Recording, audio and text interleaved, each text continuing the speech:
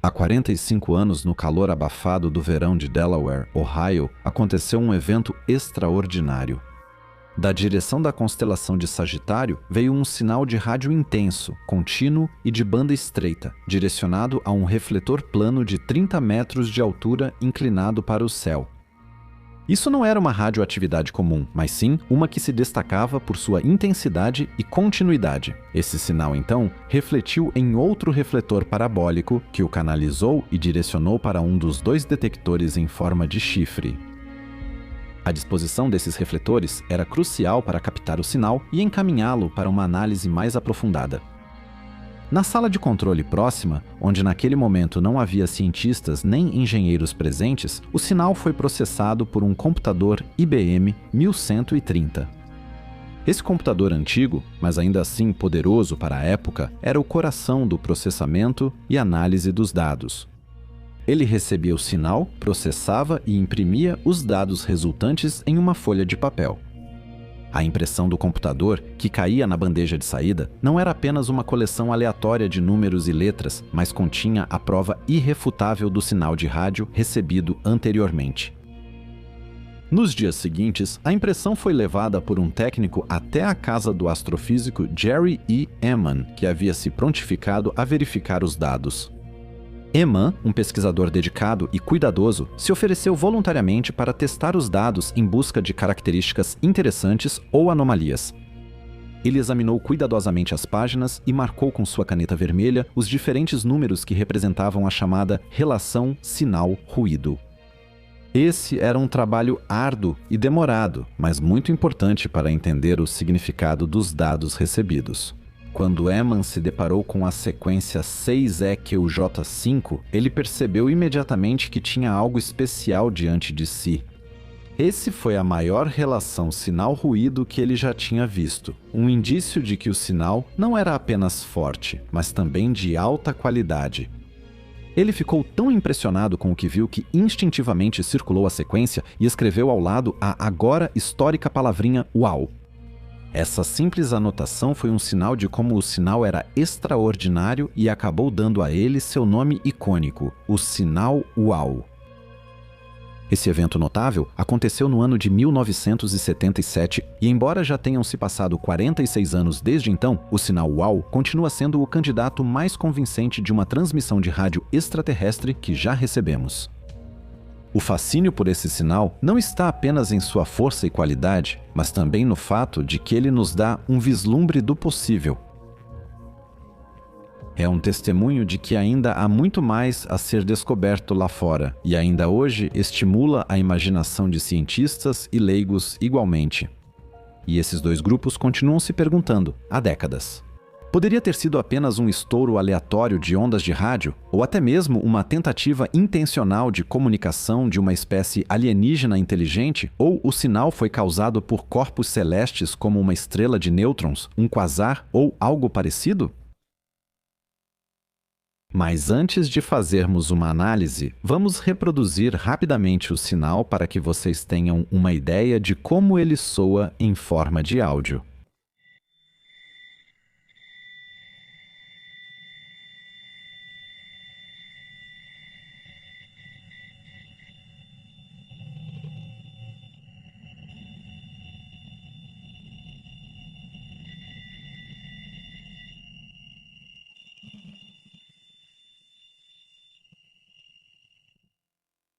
O sinal, que foi descoberto pelo Observatório Big Ear, se destaca nos dados de observação por 4 características. Sua alta relação sinal-ruído, sua frequência especial, sua largura de banda estreita e sua natureza aparentemente contínua, essas 4 características tornam o sinal tão notável e, por isso, extremamente interessante para a astronomia. Mas o que esses termos estranhos realmente significam? A alta relação sinal-ruído, também chamada de SNR, elimina qualquer dúvida sobre flutuações estatísticas aleatórias e destaca a força e a qualidade do sinal. O SNR indica o quanto um sinal útil é mais forte em comparação ao ruído de fundo. Quanto maior o SNR, melhor. Se o sinal puder ser distinguido do ruído do espaço, por exemplo, da radiação cósmica de fundo ou de outras faixas de radiação do espectro eletromagnético. A frequência específica do sinal, quase exatamente igual à famosa frequência de 1420 MHz, também conhecida como a linha do hidrogênio, é outra característica especial. Por muito tempo, essa frequência foi vista como o comprimento de onda mais provável para extraterrestres se comunicarem conosco. A frequência de 1420 MHz corresponde ao comprimento de onda da linha de 21 centímetros do hidrogênio neutro. Essa linha espectral é causada pelas transições de spin flip do estado fundamental eletrônico dos átomos de hidrogênio e é a assinatura espectral mais comum no universo. Isso significa que esses dois estados de um elétron, na mecânica quântica, nunca se sabe exatamente onde partículas como elétrons realmente estão, se excitam mutuamente e emitem exatamente um fóton com uma frequência de 1420 MHz. Como o hidrogênio é o elemento mais comum e simples do cosmos, presume-se que outras espécies inteligentes, além da humanidade no universo, também conheceriam e utilizariam essa constante física fundamental. A frequência também está localizada em uma parte tranquila do espectro eletromagnético, longe de qualquer radiação de fundo perturbadora. Uma civilização avançada poderia, logicamente, usar esse farol natural para chamar a atenção de outras espécies inteligentes. A largura de banda estreita do sinal WOW é outro aspecto impressionante. O observatório Big Ear tinha 50 canais de detecção, cada um com uma largura de banda de 10 kHz. O sinal WOW, por outro lado, foi registrado apenas em um canal. Isso significa que sua potência estava limitada a uma janela de 10 kHz, ou possivelmente até menor. Isso indica uma alta precisão e foco do sinal e ressalta sua singularidade. A radiação natural de estrelas ou outros objetos celestes ocorre em espectros muito mais amplos e normalmente não é tão focada, o que destaca uma possível origem artificial do sinal. Por exemplo, alguns astrônomos frequentemente se referem à nebulosa do Caranguejo como uma fonte natural de rádio de banda estreita, mas lá a relação espectral é de apenas 1:10. Além de uma estação transmissora artificial, realmente não temos ideia de como um sinal tão de banda estreita poderia ser gerado. Na verdade, esse ponto, que destaca a ausência de fontes naturais conhecidas, talvez seja o mais importante dos 4 fatos discutidos. Ele ressalta a singularidade do sinal WOW e a dificuldade de explicar sua origem. O quarto fato sobre o sinal WOW é a sua continuidade durante os 72 segundos em que foi observado. Quando se convertem os números e letras do sinal em um gráfico, vê-se uma curva em forma de sino, não uma linha contínua e plana. Isso pode parecer confuso à primeira vista e dar a impressão de que o sinal está enfraquecendo, mas quando se leva em conta a rotação da Terra, faz sentido. O observatório gira devido à rotação da Terra durante a observação ativa sobre o campo do sinal WOW ou de qualquer outro sinal. Isso significa que a curva em forma de sino é exatamente o que se esperaria de uma fonte contínua. Esse quarto fato é especialmente importante, já que a maioria dos satélites está em uma órbita baixa da Terra, onde atravessariam o campo WOW muito mais rápido do que em 72 segundos. Por exemplo, se a Estação Espacial Internacional passasse pelo campo WOW, ela o atravessaria em menos de um segundo. Portanto, só seria possível medir por um curto período de tempo, caso realmente fosse uma fonte terrestre em órbita da Terra. Essas 4 características, a largura estreita do sinal, sua continuidade, sua intensidade e sua duração, são basicamente exatamente o que se esperaria de um transmissor extraterrestre, provavelmente um muito potente. Mas, diante dessas características aparentemente tão claras, podemos realmente concluir que o WOW foi um sinal extraterrestre? Afinal, o que ou quem mais poderia enviar um sinal com essas características? É importante enfatizar que isso não significa que o sinal definitivamente veio de extraterrestres, mas sim que ele possui as características que esperaríamos de um sinal desse tipo. Portanto, não devemos cometer o erro de deixar que nossas expectativas determinem as conclusões. Como já disse o astrofísico Carl Sagan, uma afirmação extraordinária exige provas extraordinárias.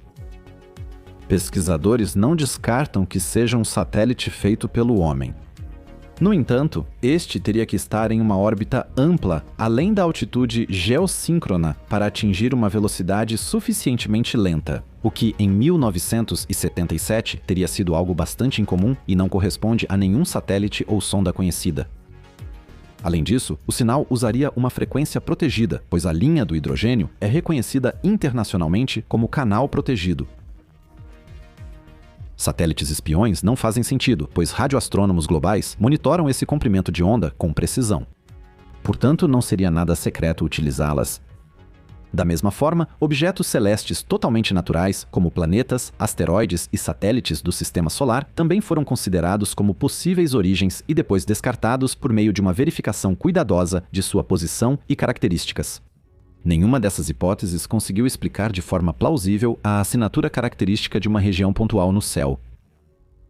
A possibilidade de uma emissão proveniente de um cometa também foi discutida e chegou a ser manchete há alguns anos.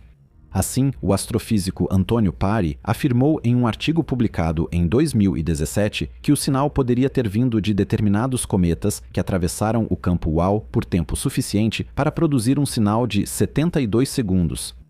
No entanto, essa teoria foi amplamente rejeitada pela comunidade astronômica. Cometas não emitem com força suficiente nessa frequência, e os cometas citados no artigo não estavam no lugar certo, na hora certa, ou seja, no campo UAU. Este é mais um exemplo de como é difícil encontrar uma fonte natural para o sinal UAU. Então, até agora podemos afirmar que o sinal não veio de nenhuma fonte física conhecida. É muito difícil encontrar uma explicação natural para isso, e os indícios de uma origem artificial são muito fortes. Por outro lado, também temos muitas lacunas em nosso conhecimento que nos frustram bastante e, no final das contas, deixam a porta para o ceticismo sobre o sinal UAU bem aberta. Primeiro, não sabemos se o sinal era modulado ou não. Isso é importante porque uma modulação é um meio de inserir informações em um sinal.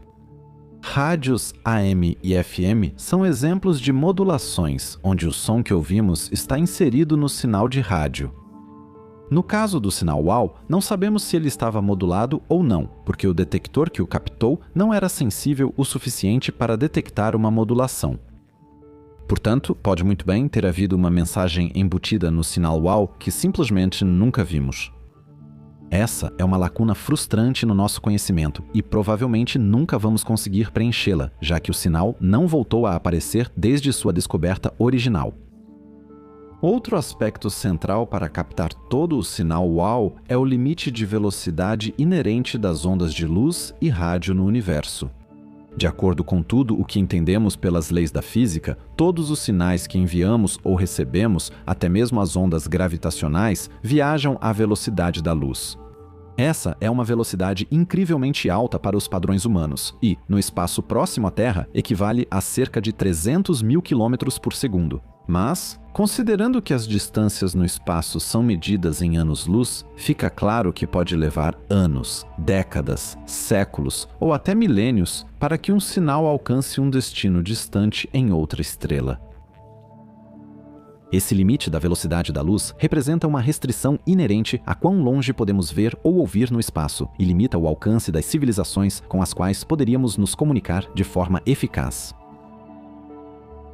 O que é o limite da velocidade da luz? O que significa o limite da velocidade da luz? Além disso, nossa capacidade de receber sinais também é limitada pela sensibilidade dos nossos equipamentos e pela intensidade do sinal que tentamos captar.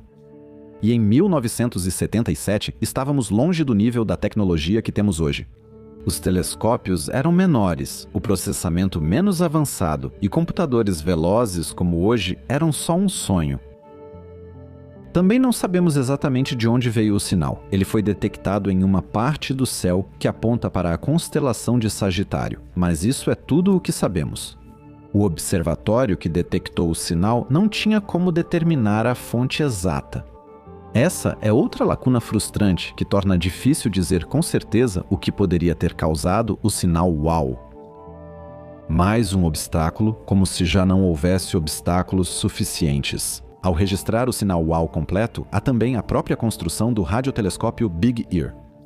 O Big Ear é um radiotelescópio projetado especificamente para captar ondas de rádio vindas do espaço. Ao contrário dos telescópios ópticos, que podem ser girados e inclinados em todas as direções, o Big Ear só podia mover seu refletor principal em um eixo. Isso significava que ele só podia captar um estreito segmento do céu em um determinado momento. Os pesquisadores construíram o telescópio com uma orientação específica, de modo que a rotação diária da Terra fazia o telescópio girar. Mas foi exatamente esse tipo de movimento que pode ter feito com que o telescópio captasse o sinal apenas parcialmente. Além disso, devido ao seu tamanho e construção, o telescópio não era capaz de reagir rapidamente a um sinal inesperado e analisá-lo com mais detalhes. Aqui também entra o fato de que, curiosamente, o sinal foi detectado apenas em uma das duas antenas do radiotelescópio. O telescópio é composto por duas grandes superfícies metálicas fixas, chamadas de antenas. Os sinais das duas antenas foram comparados e o sinal da antena oeste foi subtraído do sinal da antena leste. O sinal de diferença foi amplificado e enviado ao computador para análise adicional. Com a rotação da Terra, as duas antenas varreram o céu, fazendo com que um sinal de onda de rádio fosse captado primeiro pela antena oeste. Isso gerou a forma de curva de sino invertida já mencionada no registrador gráfico. Logo depois, o mesmo sinal foi captado pela antena leste, produzindo uma curva de sino normal. E, por fim, talvez o ponto mais importante, que tende a negar uma origem extraterrestre para o sinal. O sinal foi detectado apenas uma única vez e, até agora, não pôde ser observado ou recebido novamente. Como a ciência depende da detectabilidade dos fenômenos para poder fazer afirmações claras e inequívocas, os astrônomos naturalmente têm dificuldade em confirmar definitivamente uma origem extraterrestre. Os cientistas assim enfrentam um dilema. A ausência de uma detecção repetida não pode provar exatamente que se trata de um evento astrofísico. Ao mesmo tempo, isso não prova que o sinal seja aleatório ou direcionado. Pessoalmente, considero muito provável que o sinal WOW tenha vindo de uma fonte astrofísica ainda desconhecida. Isso não indica necessariamente uma nova classe de objetos ou aglomerados celestes. Acho que seria totalmente suficiente se um evento já conhecido possuísse processos desconhecidos que são muito raros e poderiam causar a emissão do sinal WOW que foi detectado. Por exemplo, me vem à mente os chamados longos surtos de raios gama, eventos de alta energia no cosmos, nos quais enormes quantidades de radiação gama são liberadas. Esses gamma ray bursts, ou explosões de raios gama, estão entre os fenômenos mais energéticos do universo conhecido. Eles normalmente duram vários segundos até vários minutos e ocorrem em galáxias distantes. Atualmente, eles são associados ao colapso de estrelas massivas, especialmente a explosões de supernovas. Acredita-se que eles ocorram quando uma estrela massiva colapsa no final de sua vida, formando um buraco negro ou uma estrela de nêutrons. Isso se encaixaria com o fato de que o sinal WOW durou 72 segundos, o que é um tempo aceitável para um longo estouro de raios gama. Os raios gama emitidos pelos estouros de raios gama também ionizam o hidrogênio intergaláctico ou interestelar, gerando ondas de rádio. Um estouro assim poderia explicar a duração do sinal, mas não justificaria seu foco e banda estreita. Portanto, é muito provável que um evento de raios gama como causa do WOW possa ser fortemente questionado, a menos que o estouro de raios gama produza um fenômeno que emita radiação de forma muito pontual e focada, semelhante aos jatos de um buraco negro ou aos feixes semelhantes a faróis de uma estrela de nêutrons. Então, até agora, os astrônomos não sabem disso, e em 1977 teríamos encontrado um fenômeno natural muito interessante. O astrofísico David Kipping e seus colegas publicaram um artigo interessante sobre o sinal WOW. Eles desenvolveram um modelo estatístico para calcular a probabilidade de detecção de sinais com diferentes frequências de transmissão e durações de sinal. Eles então comparam esse modelo com os registros de observação concretos do radiotelescópio Big Ear durante o período relevante, ou seja, a descoberta do sinal WOW e o período ao redor de sua detecção. Dessa forma, a concordância estatística dos modelos para diferentes tipos de sinais de repetição aleatória pode ser avaliada quantitativamente em relação às observações realmente feitas. Considerando somente os dados originais do radiotelescópio Big Ear. Assim, um sinal que se repete aleatoriamente com uma determinada taxa média é perfeitamente consistente com as observações. O modelo desenvolvido por Keeping e seus colegas, que apresentou a maior concordância estatística com os dados, resultou em uma probabilidade de 32,2% de conseguir reproduzir a observação WOW. Nesse modelo, o sinal teria uma duração entre 72 segundos e 77 minutos e, em média, se repetiria com uma taxa entre 0,043 e 59,8 vezes por unidade de tempo. A grande variação na duração do sinal e em sua taxa de repetição se deve à pequena quantidade de dados disponíveis. No entanto, se considerarmos também as observações de outros radiotelescópios nos anos seguintes, que não mostraram repetição do sinal, então a correspondência máxima cai significativamente para apenas 1,78%. Keeping e companhia estimam que o sinal poderia ser detectado novamente com uma duração de 72 segundos a 77 minutos e se repetiria com uma taxa média de 0,043 a 60 dias. Keeping estima que seriam necessários cerca de 62 dias adicionais de tempo de observação para descartar claramente a hipótese de uma fonte aleatória e recorrente. O trabalho de Keeping fornece um método estatístico importante para analisar as prováveis características, como frequência de transmissão e duração do sinal, de sinais tecnológicos recorrentes. Em seus resultados, Keeping e seus colegas identificam várias categorias de sinais. A primeira categoria inclui transmissões que se repetem com regularidade previsível, semelhante a um relógio. Tal repetição indicaria algum tipo de inteligência, semelhante aos sinais de tempo regulares que usamos na Terra. E se a tecnologia extraterrestre realmente pudesse transmitir por distâncias interestelares, eles também teriam um cronômetro muito preciso, como um relógio atômico capaz de enviar sinal preciso com base na oscilação de uma partícula. Isso indicaria claramente a presença de extraterrestres. A segunda categoria diz respeito a sinais que se repetem sem um padrão reconhecível ou previsibilidade. Se assumirmos que o número médio de sinais por unidade de tempo não muda ao longo do tempo, então os eventos seguem uma determinada distribuição estatística conhecida como distribuição de Poisson. Sob essa suposição, o sinal WOW poderia ser gerado por um gerador técnico ou natural aleatório, cujas características não mudam ao longo do tempo. A quantidade de sinais recebidos resultaria então em uma taxa média de transmissão e recepção, mas praticamente excluiria uma origem tecnológica extraterrestre. Keeping e outros calcularam em seu trabalho que seriam necessários esses 62 dias ou 1.500 horas adicionais de tempo de observação para obter uma resposta definitiva para a questão: o sinal WOW é um sinal real e repetitivo ou não? A recompensa por esse esforço extra seria uma resposta definitiva para uma pergunta de longa data. Ou vemos o sinal WOW novamente e então podemos dizer com certeza que ele é real. Um resultado, para ser honesto, de abalar a Terra, que confirmaria nossa ideia sobre a existência de vida extraterrestre, ou não vemos nada e podemos descartar definitivamente o sinal WOW como algo diferente de uma fonte extraterrestre. Em outras palavras, poderíamos dizer com a mais alta segurança estatística que provavelmente se trata de uma fonte astrofísica. Isso também seria um resultado importante, pois nos ajudaria a refinar ainda mais nossa busca por sinais extraterrestres. Mas e se os astrônomos, após a análise muito detalhada de Keeping, não desistirem e continuarem procurando?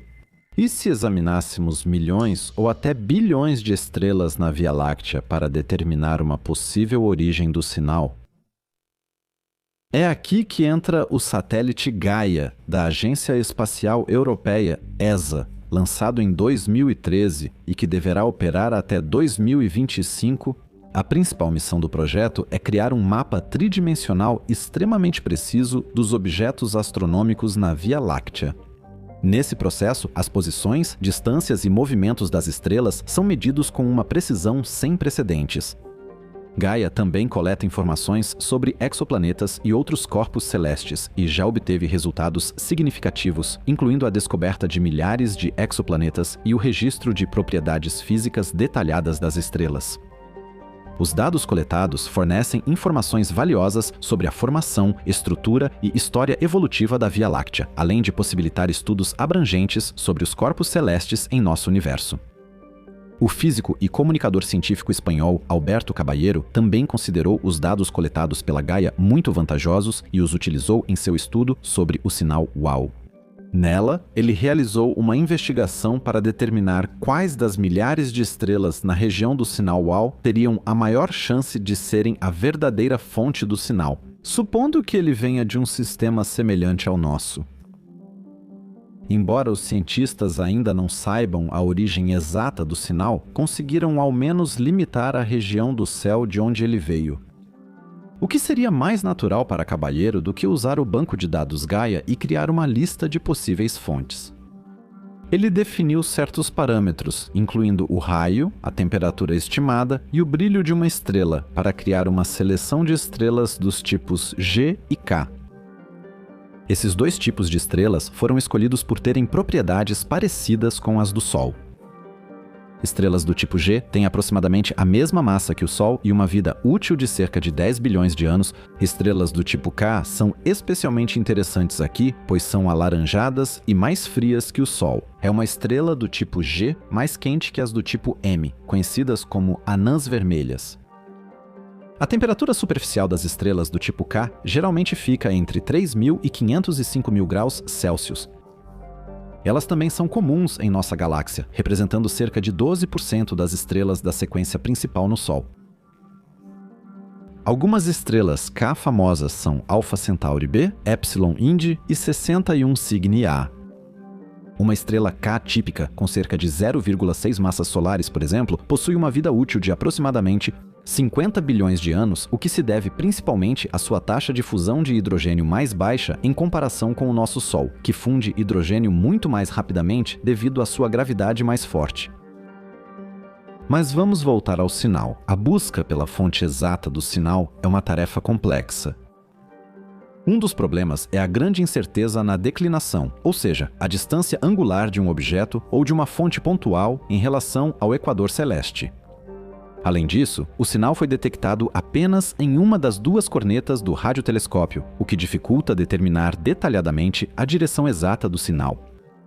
Apesar desse desafio, Caballero identificou duas regiões do céu, cada uma contendo milhares de estrelas. E que poderiam ser a fonte do sinal, ele criou dois cenários. No cenário otimista, Caballero identifica um total de 60 estrelas candidatas em potencial, 32 no chifre positivo e 28 no chifre negativo. Ele usou os valores de paralaxe para calcular as distâncias das estrelas em relação à Terra.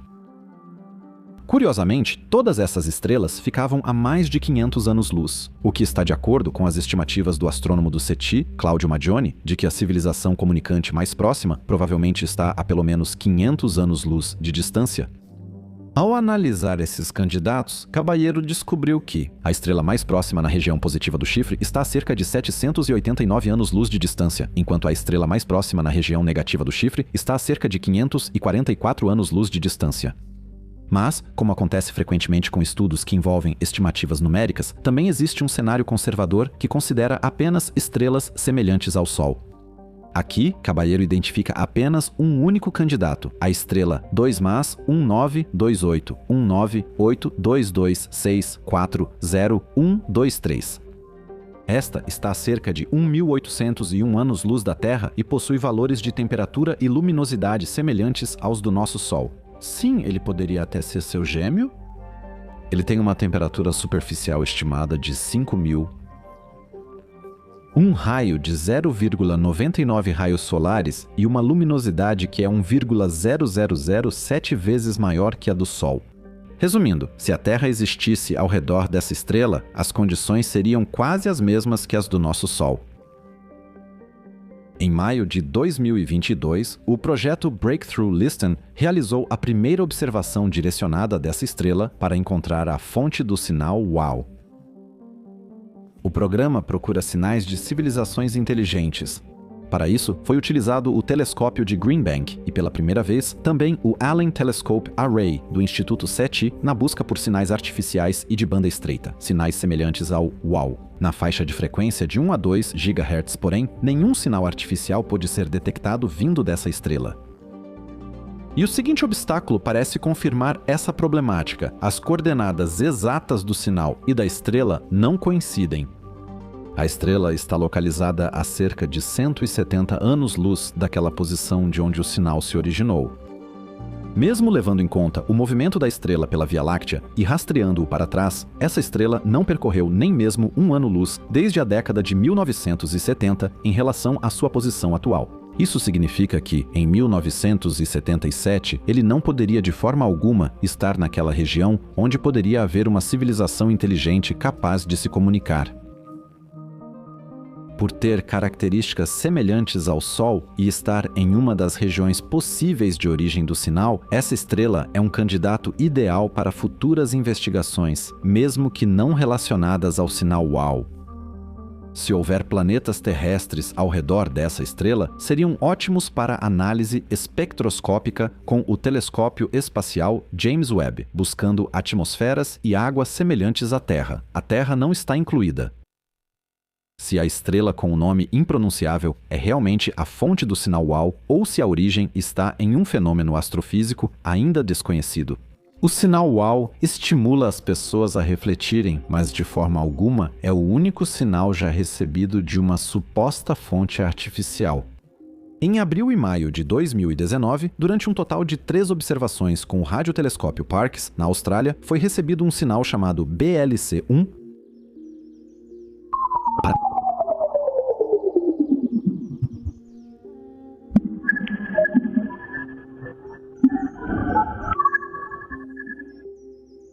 Esse sinal veio da direção da estrela Próxima Centauri, que a uma distância de apenas 4,2 anos-luz é a mais próxima do nosso sistema solar.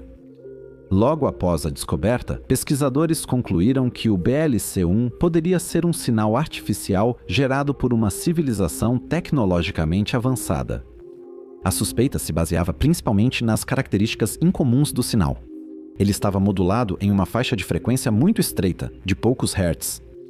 Uma modulação tão estreita é típica de sinais de rádio produzidos por humanos, mas, como vimos no caso do WOW, normalmente não ocorre na natureza. Além disso, a frequência central do sinal BLC-1 variava linearmente cerca de 180 Hz por segundo. Uma estrutura com modulação em frequência como essa mostra que o sinal foi produzido artificialmente. Ela se assemelha ao padrão sonoro típico dos sinais de radar na Terra. Apesar dessas fortes evidências da natureza artificial do sinal BLC-1, ainda não existe uma explicação definitiva para sua origem e significado. O sinal ainda não pôde ser recebido e confirmado uma segunda vez. Se realmente se tratar de uma mensagem ou de um farol de uma civilização extraterrestre, esse seria o primeiro contato com uma inteligência alienígena na história. Muitas perguntas sobre a origem, o conteúdo exato da informação e a intenção por trás do sinal são atualmente pura especulação. De forma semelhante, algo como o sinal WOW, antes de tudo, uma coisa precisaria acontecer. Astrônomos precisariam receber esse sinal novamente para analisá-lo melhor. Nesse caso, a estrela Próxima Centauri, que está a 4,2 anos-luz de distância, soa muito mais promissora do que uma fonte a milhares de anos-luz de distância. Pelo menos em relação à força teórica de um sinal artificial criado por seres inteligentes, 4,2 anos-luz é uma distância favorável para um sinal forte. Se o sinal não for recebido novamente, podemos discutir até o ano de 2050 ou até o século 22 sem obter um resultado frutífero. Os astrônomos descrevem ambos os sinais, assim como o BLC-1, como semelhantes a um farol. Sinais foram recebidos, brilharam brevemente como uma fogueira de Páscoa e depois se apagaram. Se realmente fosse um sinal extraterrestre, então foi totalmente por acaso e a transmissão estava em ordem. E se os alienígenas se comunicassem na Via Láctea com sinais como esses? Se uma nave alienígena estivesse atrás do sistema solar e a Terra estivesse, por assim dizer, no caminho da comunicação, então nós nem seríamos o alvo da transmissão. Porém, contra isso pesa que ambos os sinais não têm modulação. Como contra-argumento para isso, pode-se afirmar que talvez os extraterrestres modulam de uma forma diferente e inacessível para nós, e as mínimas variações do sinal não são detectáveis pelos nossos detectores. No entanto, esses sinais teriam que apresentar períodos de modulação menores do que qualquer coisa que a humanidade possa produzir ou detectar. Tanto no caso quanto no BLC-1, acredito que eles indicam processos astrofísicos ainda desconhecidos, para os quais os físicos ainda não têm uma teoria. Ambos os sinais são acompanhados de uma ambiguidade que raramente ocorre na astronomia. Não é possível atribuí-los nem de um lado nem de outro. A ideia de que por trás de ou do BLC-1 possa estar escondida uma civilização tecnológica é muito tentadora. Mas, para concluir, vamos nos lembrar mais uma vez das palavras do falecido astrônomo Carl Sagan. Afirmativas extraordinárias exigem provas extraordinárias.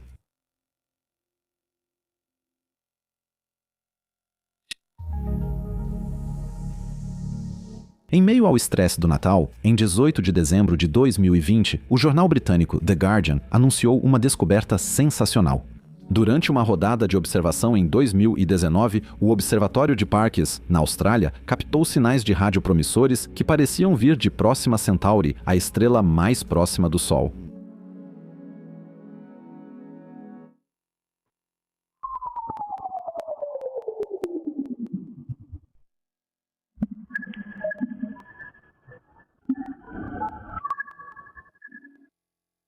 Próxima Centauri está a apenas 4,24 anos-luz de distância, e um de seus planetas é considerado semelhante à Terra e potencialmente habitável.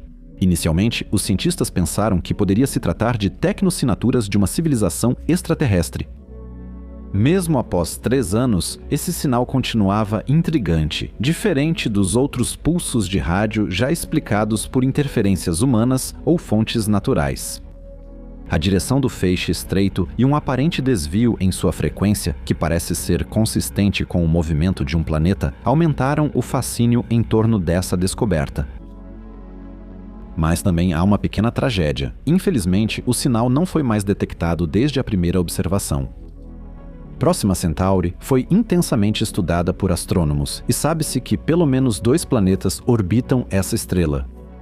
Um deles é um gigante gasoso e o outro acredita-se ser um mundo rochoso. Com cerca de 17% mais massa, o planeta chamado Próxima B orbita sua estrela a cada 11 dias e está na chamada zona habitável, onde a temperatura é adequada para que a água permaneça líquida e as temperaturas no planeta sejam, em geral, bastante habitáveis.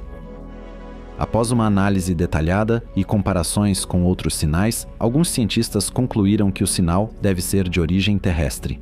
Provavelmente causado pela sobreposição de diferentes frequências, provavelmente causado pelo som distorcido da guitarra em volume muito alto, ao misturar várias frequências, novas frequências não intencionais podem surgir. Mas será que BLC-1 também se destaca entre todas essas tentativas de explicação? Astrônomos desenvolveram centenas de filtros que automaticamente excluem uma origem artificial ou terrestre do BLC-1 e de sinais semelhantes durante a observação astronômica do céu, para garantir que só transmissões de rádio interessantes cheguem até nós. No entanto, isso levanta a pergunta legítima: o sistema de filtros do Observatório de Parkes falhou ou o BLC-1 é realmente extraterrestre e vem de fora do nosso sistema solar? O que sugere uma origem extraterrestre e o que contradiz isso? Vamos esclarecer essas perguntas no vídeo de hoje, que é uma continuação do documentário sobre o sinal WOW.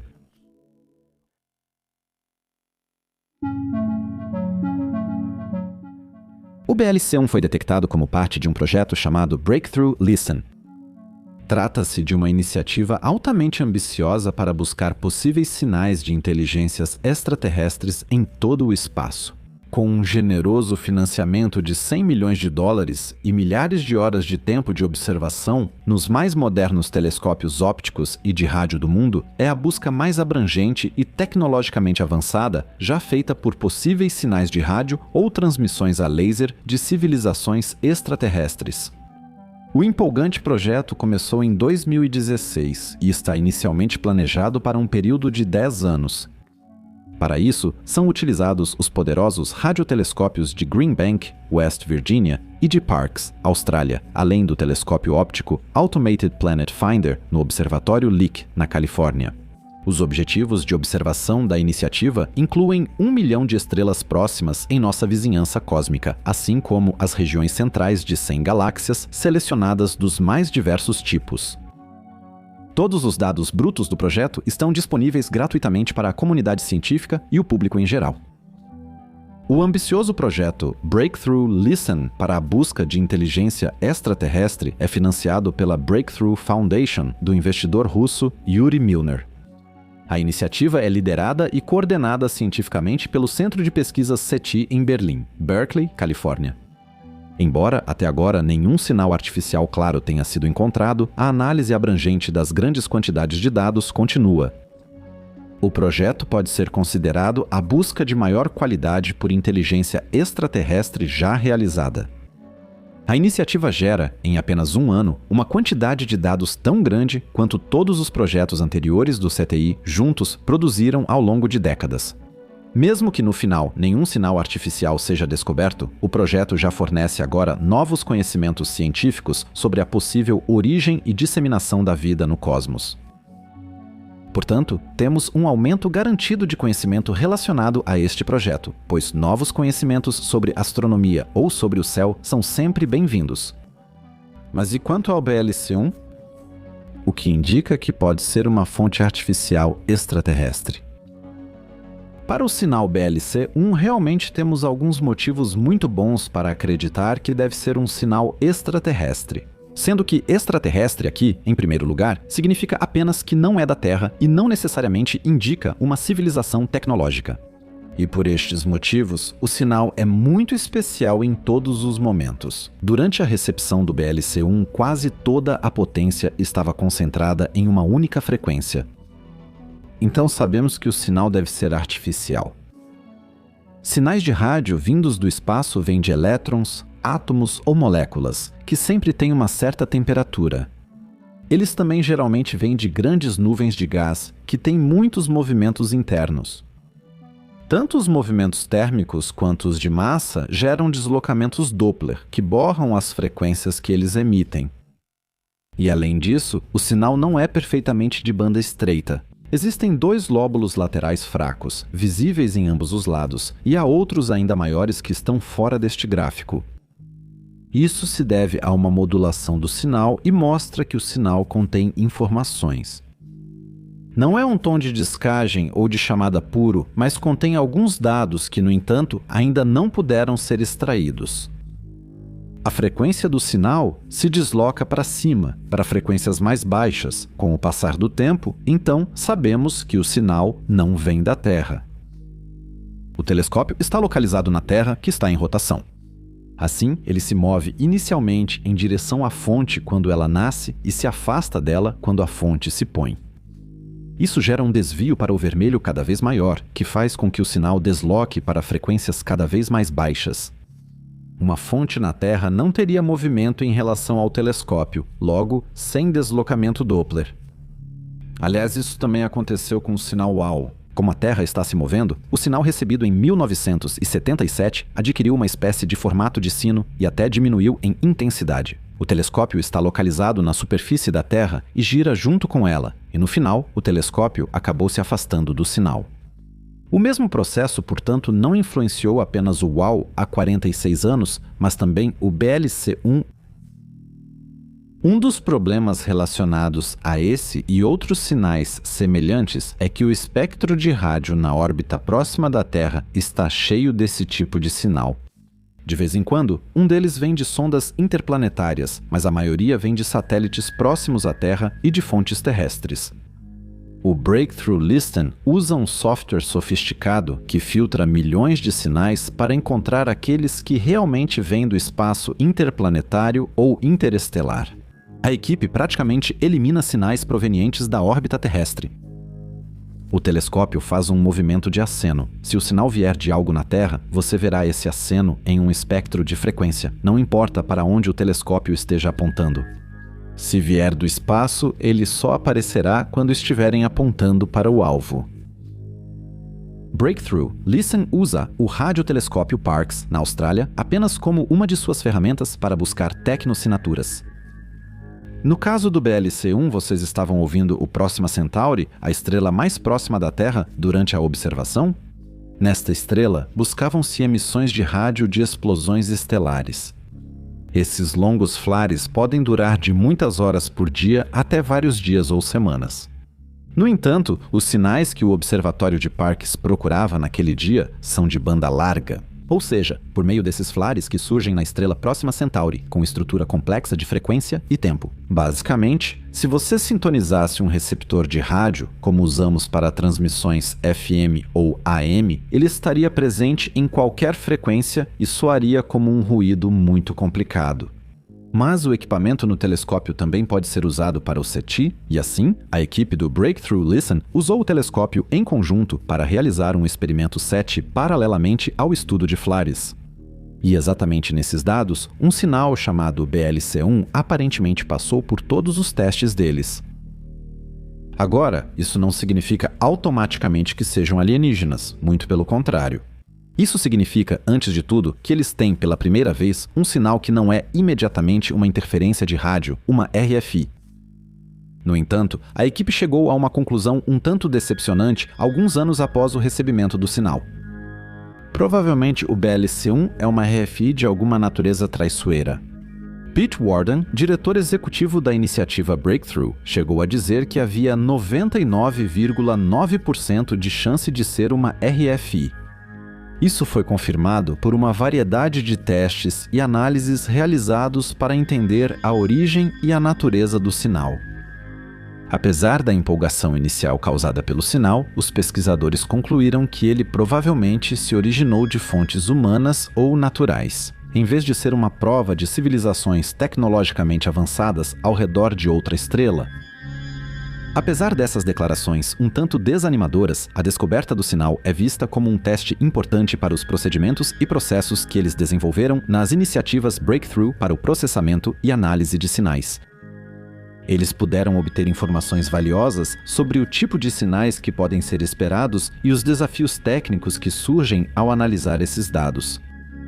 Isso também mostrou a eles como é importante usar vários instrumentos diferentes e ser capaz de realizar validações rápidas quando novos sinais potenciais são descobertos. Quando questionado sobre como futuras descobertas potenciais de tecnossinaturas deveriam ser tratadas, Worden falou sobre a necessidade de desenvolver um protocolo para a divulgação de informações sobre essas descobertas. Atualmente, não existem protocolos oficiais do governo para essas situações. Um insider do projeto Breakthrough Listen, cujo nome não foi divulgado, repassou as informações sobre o sinal ao Guardian, que então publicou aquela notícia popular que apresentei para vocês no início, levando o público a uma pista falsa. Mesmo assim, Worden enfatiza que é importante estabelecer a busca por tecnossinaturas como um campo científico legítimo. Ele espera que o desenvolvimento de mais instrumentos e a melhoria dos detectores no futuro levem a novas descobertas. Ele acredita que é apenas uma questão de tempo até descobrirmos outros sinais em potencial, e que é importante estarmos bem preparados para analisar, receber e interpretar essas descobertas de forma eficaz. Mas será que podemos ter certeza de que o sinal veio de Proxima Centauri?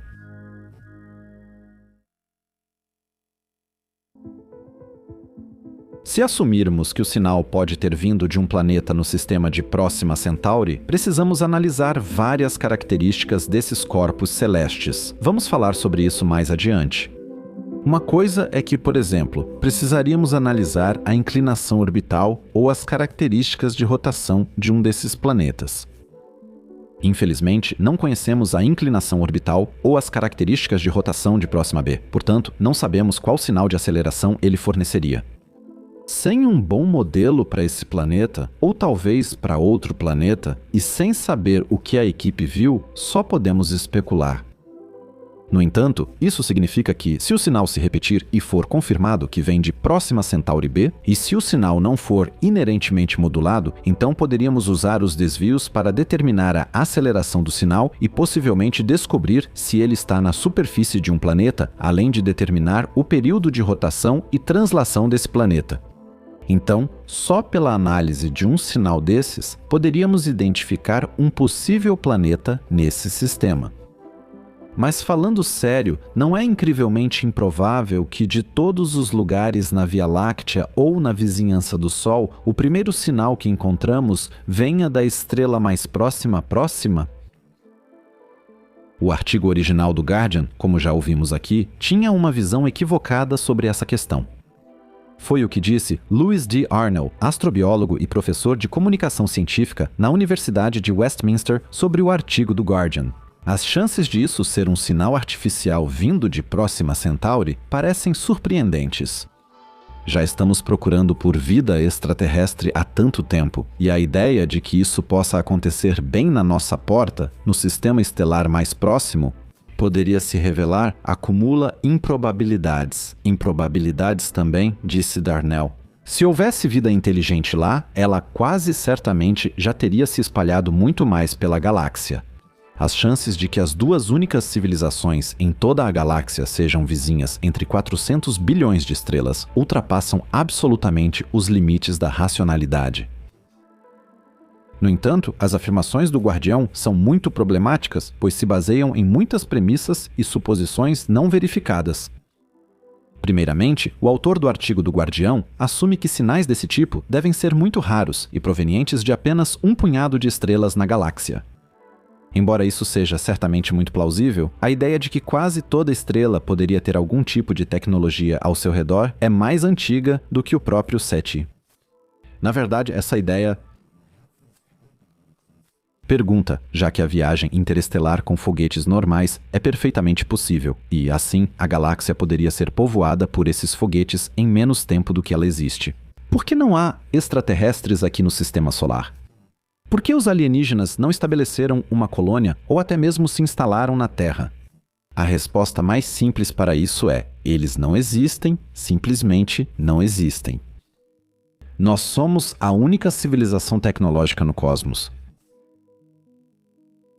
Diante dos bilhões de estrelas, só na Via Láctea, essa opção nos parece muito improvável, por isso queremos responder de forma um pouco mais conciliadora. Os alienígenas não se espalham muito ou não têm interesse em dominação interestelar ou colonização. Outra possibilidade é que eles estejam na maioria dos lugares, mas evitam o sistema solar por algum motivo, talvez porque exista vida aqui. Seria um enredo parecido com Jornada nas Estrelas, com a primeira diretriz diante de nós. Outra opção é que eles já estiveram aqui no sistema solar, mas agora não estão mais. Isso realmente apontaria fortemente para os antigos astronautas de Erich von Däniken, mas também parece muito improvável. E quanto à possibilidade de que existam tecnologias extraterrestres e que elas estejam no sistema solar, mas nós ainda não as percebemos? Poderia haver em algum corpo celeste remoto, talvez sob o gelo eterno das luas geladas dos planetas gasosos, nos desertos empoeirados de Marte ou abaixo das camadas de nuvens impenetráveis de Vênus? Poderiam existir tecnoartefatos que indiquem que os planetas foram visitados por alienígenas há muito, muito tempo, talvez muito antes do surgimento da vida multicelular. Como descobrimos que as afirmações se baseiam em improbabilidades das improbabilidades, podemos supor que a segunda resposta acima está correta. Os alienígenas simplesmente não têm interesse em colonização, cuidam dos próprios assuntos e deixam os outros planetas em paz. Ou porque eles não têm interesse em nós, ou porque simplesmente ainda não nos descobriram. Mas mesmo que seja verdade que viagens interestelares por criaturas sejam raras, e supondo que Próxima Centauri seja habitada, um bom argumento é que Próxima é a estrela mais provável a nos enviar sinais, talvez até a única estrela desse tipo. Esse raciocínio começa da seguinte maneira: vamos imaginar que existe uma comunidade galáctica, ou talvez uma diáspora, ou muitas estrelas com vida tecnológica, ou até mesmo apenas um único planeta com vida que enviou sua tecnologia para todos os lugares, ou seja, para diferentes estrelas. Com isso, essa civilização poderia construir uma espécie de rede de comunicação, afinal, é isso que a tecnologia busca. Mas se você quiser se comunicar com muitos lugares a distâncias muito grandes, a comunicação ponto a ponto é um método muito ruim. Por exemplo, ao ligar para amigos no celular, os telefones não enviam sinais de rádio diretamente entre si. Isso exigiria muita potência e complexidade. Em vez disso, o telefone envia um sinal para a torre de celular mais próxima. Isso torna a exigência de potência do telefone e da torre muito mais racional. Essa torre, então, envia o sinal por vários caminhos intermediários em um trajeto complexo, passando por muitos nós centrais até chegar à torre de celular mais próxima dos seus amigos. Seguindo essa lógica, próxima é o lugar mais provável para o último quilômetro de qualquer mensagem no sistema solar, ou seja, para os últimos 4 anos-luz. Como a distância dos alienígenas até nós pode ser simplesmente grande demais, na verdade, pode ser que essa seja a única estrela que nos envia sinais. Mas, por favor, observe que esse esquema não pressupõe que a mensagem seja destinada a nós. O sistema solar pode ser apenas uma estação em uma rede, e nós recebemos essa mensagem por engano. Onde está localizada a torre de transmissão em nosso sistema solar, ou seja, a torre que retransmite a mensagem alienígena? Se existisse um objeto artificial assim, não deveríamos já tê-lo descoberto com nossas capacidades astronômicas? Ou será que é pequeno demais e discreto demais para chamar a atenção? No entanto, quando se trata da questão dos alienígenas, as coisas ficam ainda mais complicadas. Se essa civilização extraterrestre hipotética tentasse chamar nossa atenção, eles teriam que fazer algo que nós, obviamente, estaríamos procurando. Eles teriam que saber quais estrelas nós escolheríamos para procurar o sinal deles. Há muitas estrelas para escolher, por isso você pode se perguntar: qual é o lugar mais óbvio para a humanidade procurar um sinal? Os alienígenas realmente achariam que escolheríamos a estrela mais próxima do Sol como ponto inicial do sinal ou como retransmissora em uma rede de rádio alienígena? Apesar de todas essas probabilidades e suposições, é muito difícil argumentar contra Próxima Centauri. Mas que tipo de estrela é Próxima Centauri e como ela se parece? Vamos dar uma olhada mais de perto nisso agora. Legendas? Teríamos que viajar cerca de 4,24 anos-luz para chegar até a anã vermelha próxima. A 0,1 anos-luz, ou 946 bilhões de quilômetros de próxima, estão Alpha Centauri A e B, as duas estrelas principais do sistema. Ambas as estrelas são vistas como uma única estrela no céu da Terra, brilhando juntas como a terceira mais brilhante de todas as estrelas do céu noturno. Como sistema binário, elas são simplesmente chamadas de Alpha Centauri A e B.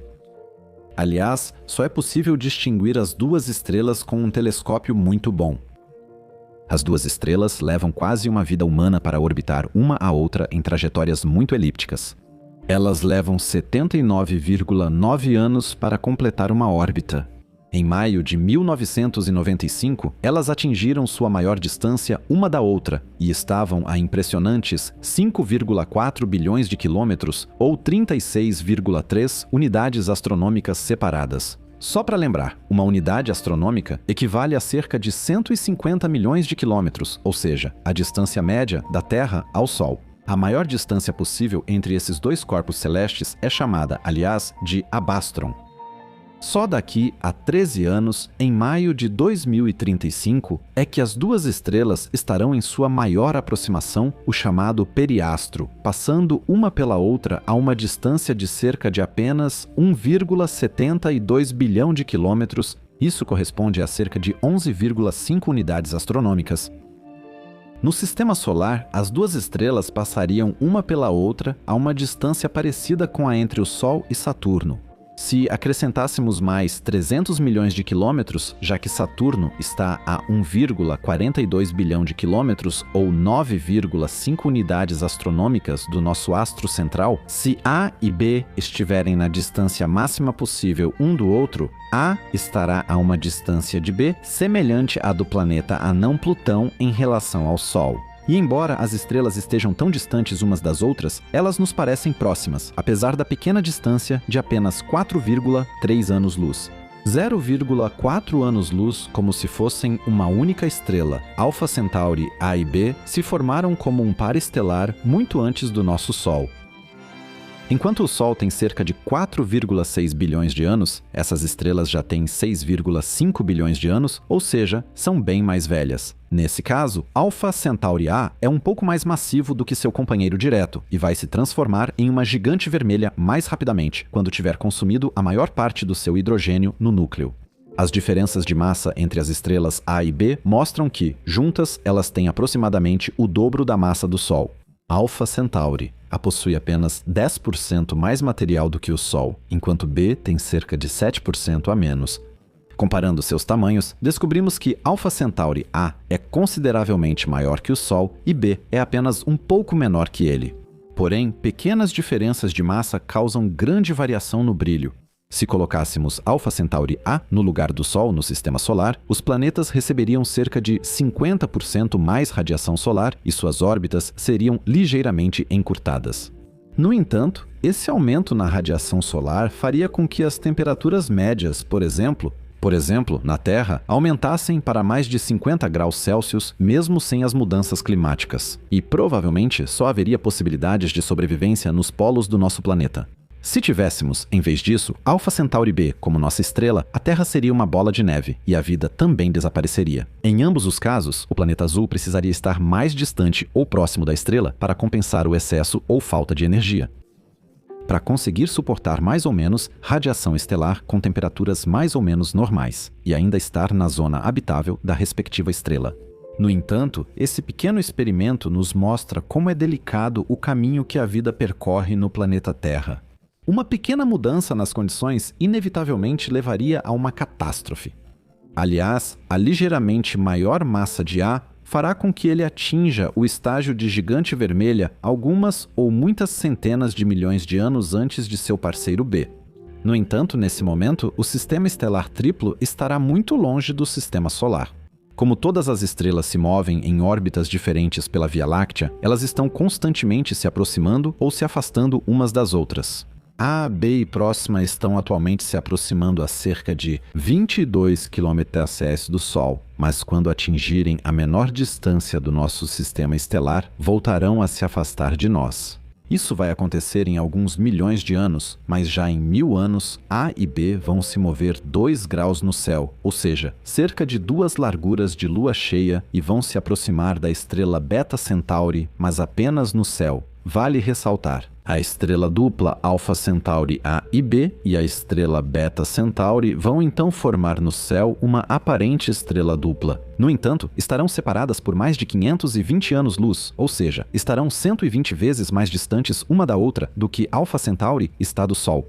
Essa aproximação vai durar 28 mil anos e o sistema estará a apenas 3 anos-luz do sistema solar, tão perto como nunca esteve antes e nunca estará novamente. Nesse momento, porém, as duas estrelas mal vão se diferenciar da aparência que têm hoje, que são Alpha Centauri A e B. Mas que tipo de estrela é Próxima Centauri, afinal? E como é possível que ele, a essa distância tão grande, orbite o brilhante centro binário Alpha Centauri A e B? Agora vamos nos voltar para essa anã vermelha e analisar por que as anãs vermelhas provavelmente são candidatas muito difíceis para o surgimento da vida.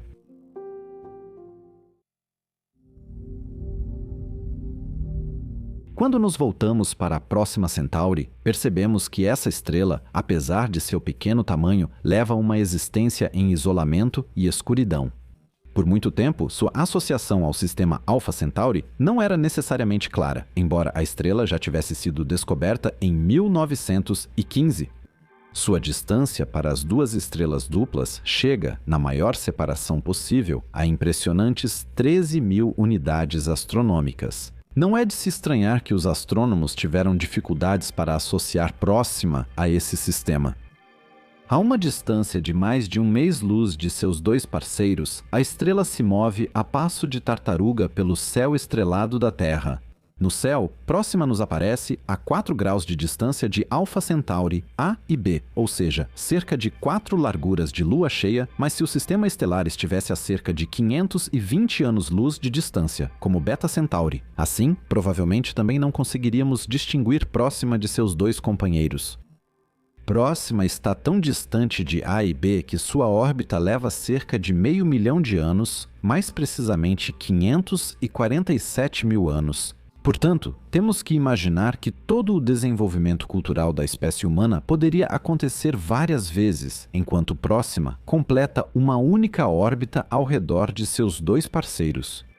Em uma imagem muito fotogênica do Hubble, vemos a estrela, mas diferente do que é mostrado aqui, na realidade ela brilha cerca de 1000 vezes menos que o Sol. Se substituíssemos o Sol por Próxima, teríamos quase escuridão total na Terra, e isso seria mais ou menos tão brilhante quanto o brilho do nosso Sol em uma das luas de Netuno. Com a velocidade orbital atual da Terra, se a colocássemos na mesma distância de Sol e Próxima, a Terra simplesmente escaparia da órbita da estrela. Ele possui apenas 12,3% da massa do Sol. A baixa massa e luminosidade da estrela mostram que ela é uma anã vermelha. Mas agora vocês devem estar pensando, deve ser uma estrela bem tranquila e agradável, não é? E sim, sua posição na sequência principal do diagrama de Hertzsprung-Russell mostra que ele funde hidrogênio como o Sol e consome até bem menos energia. Sua temperatura superficial também é mais de 2000 graus mais fria do que a do Sol. Ao que tudo indica, Próxima é uma estrela muito tranquila. Aliás, o diagrama de Hertzsprung-Russell nos mostra a evolução das estrelas e explica, entre outras coisas, como é a vida do nosso Sol ou de estrelas gigantes. Mas espere, não devemos nos deixar enganar por sua baixa massa e luminosidade. Anões vermelhos, apesar do nome, podem ser estrelas extremamente ativas. Alguns deles pertencem até à classe das estrelas Flare, uma categoria de estrelas muito eruptivas e variáveis. Elas se destacam pelo fato de quase toda a sua superfície ser marcada por grandes liberações de energia que na astronomia são chamadas justamente de flares. Elas correspondem às erupções solares, cujas causas geralmente estão em curtos circuitos magnéticos entre as linhas do campo magnético estelar. Através dos campos magnéticos que interagem dentro e sobre uma anã vermelha, grandes quantidades de energia são liberadas e partículas são aceleradas, que se originam da camada mais externa da estrela. A cromosfera, essa região de uma estrela, também pode ser chamada de sua camada mais externa. Nela podem ser observados grânulos e manchas solares. A aceleração das partículas da cromosfera faz com que elas colidam com matéria mais densa. O plasma é aquecido e lançado para longe em alta velocidade. O resultado são impressionantes erupções estelares, sendo que uma muito impressionante foi registrada no Sol em junho de 2022.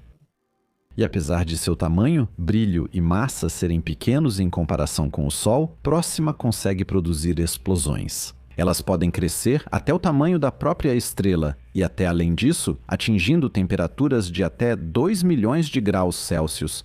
Você tem que imaginar que quase 90% da superfície de Próxima é ativa, enquanto o Sol, por exemplo, tem apenas uma porcentagem de superfície ativa de um dígito. Em estrelas tão pequenas e de baixa massa, os planetas geralmente se formam muito próximos da estrela em comparação com o Sol. E como Próxima tem significativamente menos massa, sua zona habitável também é muito menor do que, por exemplo, a do Sol.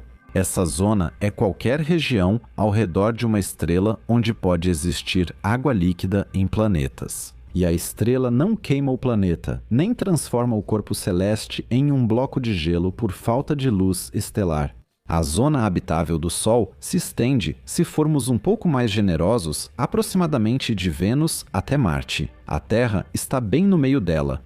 Para a Próxima, por outro lado, precisamos imaginar isso em uma escala de 20 a 25 vezes menor. Como a estrela é tão pouco luminosa, ela e seus planetas poderiam estar dentro da órbita de Mercúrio e ter uma zona habitável de apenas alguns milhões de quilômetros. Os planetas, então, estariam muito mais próximos uns dos outros e não ficariam tão distantes como no nosso sistema solar. E o que há de especial em cada um dos planetas desse sistema, nós vamos analisar com bastante detalhe mais adiante. Já mencionei que Próxima, sendo uma anã vermelha, é uma estrela muito ativa. Mas por quê? Os anãs vermelhas não deveriam ser estrelas energeticamente bem entediantes que quase não emitem radiação? Vamos dar uma olhada nos números. Assim, as anãs vermelhas são definidas como estrelas que possuem pelo menos 7,5% e no máximo entre 40% e 60% da massa do Sol. Portanto, definitivamente estamos falando de estrelas que são menores e menos massivas do que o Sol. Devido à sua baixa massa, a conversão de hidrogênio em hélio nessas estrelas ocorre de forma significativamente mais lenta, pois há menos pressão em seu núcleo do que em outras estrelas. Isso faz com que, entre outras coisas, as anãs vermelhas sejam apenas de 0,01 até no máximo 5% tão brilhantes quanto o Sol. Embora tenham menos massa, elas consomem seu hidrogênio tão lentamente que podem viver por vários trilhões de anos. Em um universo onde existem corpos celestes de todos os tamanhos, as anãs vermelhas serão, portanto, as últimas estrelas brilhantes quando todas as outras já tiverem se apagado? Mas tudo isso sugere que uma anã vermelha é uma estrela tranquila, porém próxima tem muito mais a oferecer. Um olhar para o interior da estrela revela que ela não possui uma estrutura de camadas muito complexa, como, por exemplo, o Sol e outras estrelas mais massivas. Quando falamos de camadas, queremos dizer algo como núcleo, zona de radiação, zona de convecção e assim por diante. No núcleo do nosso Sol ocorre a fusão nuclear. Leva dezenas de milhares de anos para que a energia dessa fusão seja transportada para fora. Isso, por sua vez, tem a ver com o fato de que o Sol é composto por várias camadas diferentes, que são muito densas e, assim, a energia é transportada mais lentamente para fora. Não vamos entrar muito em detalhes agora e vamos focar principalmente na zona de convecção do Sol. Essa é a camada mais instável da nossa estrela central. Diferente do núcleo e da zona de radiação que o envolve, aqui a energia não é transportada por radiação ou condução térmica, mas sim pela movimentação do plasma solar quente, ou seja, o gás do qual as estrelas são feitas. Grandes quantidades de material são transportadas de baixo para cima para depois descerem novamente em parte. Uma parte da energia de fusão então atravessa a fotosfera e sai como radiação solar. Essa característica do Sol faz com que ele seja uma estrela bastante tranquila, que libera energia quase que em pequenas gotas. Vale dizer que o nosso Sol, diferente de outras estrelas do tipo G, que é a classe a qual o nosso Sol pertence, é realmente muito tranquilo.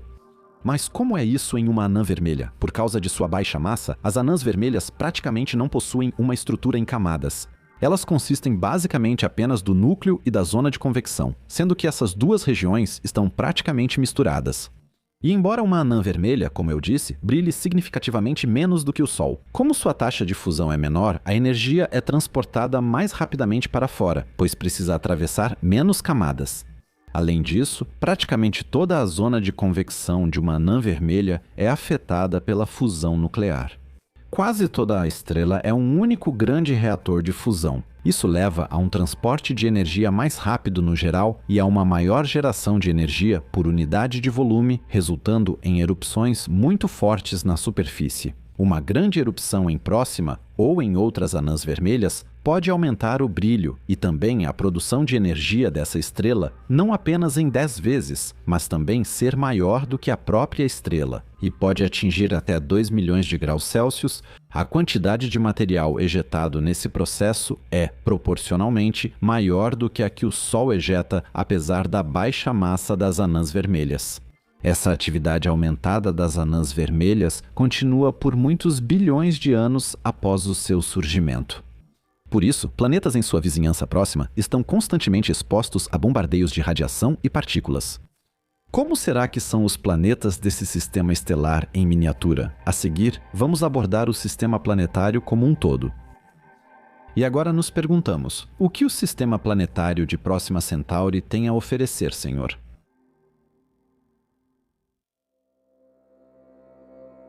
Poderíamos imaginar, devido à baixa massa do sistema estelar, que há poucos planetas ao redor de Próxima Centauri. A estrela não só tem pouca massa, mas também é muito compacta no geral.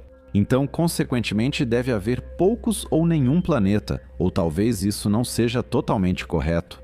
Como análises de outros sistemas planetários mostraram, estrelas anãs vermelhas possuem planetas assim como outros sistemas. O melhor exemplo disso? Aqui, astrônomos encontraram 7 planetas terrestres ao redor de uma anã vermelha, em uma região que corresponde a apenas uma fração da órbita de Mercúrio ao redor do Sol. Mas como é o caso em Próxima? Os astrônomos suspeitam que haja cerca de 3 planetas nesse sistema, que não poderiam ser mais diferentes entre si. Temos então Próxima Centauri B, C e D. Os astrônomos não são muito criativos na hora de dar nomes e geralmente seguem os nomes de catálogo. Vamos chamar esses planetas de Centauri B, C e D. Aliás, começa-se pelo B e não pelo A, porque a contagem começa com a estrela como corpo celeste e os planetas recebem letras do alfabeto em ordem de descoberta. Não importa a que distância eles estejam da sua estrela. Assim, pode acontecer que um planeta chamado D esteja mais próximo da estrela do que, por exemplo, o B. Vamos falar sobre o Centauri B, como anunciado, no próximo capítulo. Agora vamos nos dedicar ao sistema planetário como um todo e focar principalmente em Centauri C e D, planetas que não são conhecidos há tanto tempo e cuja existência ainda está em debate em parte. Em 15 de janeiro de 2020, um artigo na revista Science anunciou a descoberta de um segundo planeta no sistema Centauri C. No entanto, até hoje trata-se de um corpo celeste não confirmado, cuja existência deve ser vista com cautela. De acordo com os dados dos cientistas, ele deve ser ou uma superterra ou um mini-Netuno, com cerca de 0,9 a 1,7 massas terrestres. Ele orbita sua estrela em cerca de 5 anos e está a aproximadamente 1,5 unidades astronômicas de distância muito longe, mais distante do que a Terra está do Sol. Por isso, preciso corrigir um pouco minha afirmação anterior de que o sistema Próxima S caberia dentro da órbita de Mercúrio. Na verdade, 2 planetas caberiam dentro da órbita de Mercúrio, mas o planeta mais externo estaria muito além da órbita da Terra nesse sistema. Mas vamos voltar ao Centauri C. Como Próxima é uma estrela com brilho muito fraco, o planeta, na distância em que se encontra, deve ser extremamente frio. Quão frio? Podemos imaginar isso se olharmos para Plutão. Lá, as temperaturas chegam a até 233 graus Celsius. No entanto, Centauri C é um mundo muito mais ativo do que Plutão. Devido à sua grande massa e à sua posição distante no sistema, é muito provável que seja um mini-Netuno. Se ampliássemos a escala do sistema de Próxima para a do nosso sistema solar, Centauri C estaria aproximadamente na órbita de Plutão e receberia muito pouca luz solar lá. O planeta provavelmente estaria bem além da linha de gelo desse sistema estelar. Além desse ponto no sistema solar, por exemplo, a presença de água líquida é quase impossível, pois simplesmente é frio demais. Esse fato pode ser observado nas luas geladas que orbitam planetas gasosos como Júpiter, Saturno ou Urano. Essas luas têm um núcleo rochoso sólido, coberto por um oceano de água, e acima, uma camada de gelo, que pode ter centenas de quilômetros de espessura. Isso se aplica a luas como Europa, Ganimedes, Titã ou Encélado, lugares que, aliás, também são considerados potenciais fontes de vida extraterrestre.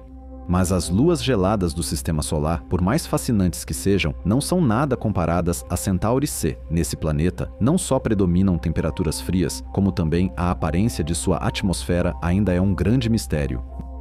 Astrônomos suspeitam que o planeta possui uma atmosfera muito densa de vapor d'água, que é aquecida por processos na superfície e no interior do próprio planeta, permanecendo assim em estado gasoso em vez de formar uma camada de gelo sobre o planeta. É improvável que o planeta não possua atmosfera alguma, pois ele está muito distante no sistema solar e é massivo demais para isso. Por isso, Centauri C é considerada uma chamada superterra que se assemelha a um mini-Netuno. Esse é um corpo celeste com uma massa que não o caracteriza nem como um planeta gasoso, nem como um corpo celeste terrestre. Ele está, portanto, em algum lugar entre esses dois tipos, e como está tão distante de Próxima, uma observação, mesmo com os telescópios atuais, deve ser muito difícil. A sonda Gaia, da Agência Espacial Europeia, encontrou esse planeta, aliás, usando o método da velocidade radial. Nesse método, são observadas pequenas oscilações na posição da estrela, causadas pela atração gravitacional de outros corpos celestes. Como a Gaia não pode observar planetas diretamente, são necessários telescópios como o Extremely Large Telescope ou até mesmo o telescópio espacial James Webb. Essa nova geração só começou suas observações científicas em julho de 2022 com o Webb e promete ser uma revolução para a astronomia. Podemos esperar que o Webb, com seus enormes espelhos, talvez consiga capturar uma imagem direta do planeta. Aliás, eu também publiquei um documentário sobre ambos os telescópios que vocês podem assistir a qualquer momento. Ele está linkado no final do vídeo. Aliás, os astrônomos suspeitam que, no caso de Centauri C, o planeta se formou muito perto da estrela, mas devido a mudanças gravitacionais, acabou migrando para uma órbita mais externa. Isso acontece com muitos corpos celestes maiores que inicialmente estão próximos de sua estrela, mas acabam ficando grandes demais e depois migram para fora. Centauri C pode ter mudado de posição assim, percorrendo milhões de quilômetros desde perto de sua estrela até onde está agora.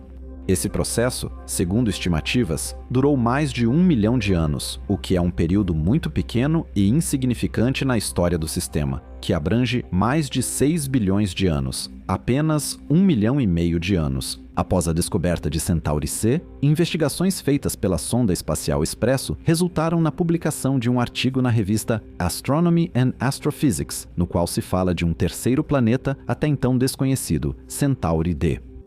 Os dados da sonda espacial foram discutidos ali e com o VLT, o Very Large Telescope, no Chile, a existência de Centauri B foi definitivamente confirmada pela primeira vez. O telescópio também detectou outro sinal com período orbital de cerca de 5,12 dias ao redor da anã vermelha Centauri B, possui um período orbital de 11 dias. Portanto, deveria se tratar de um novo corpo celeste, um que ainda não havia sido descoberto.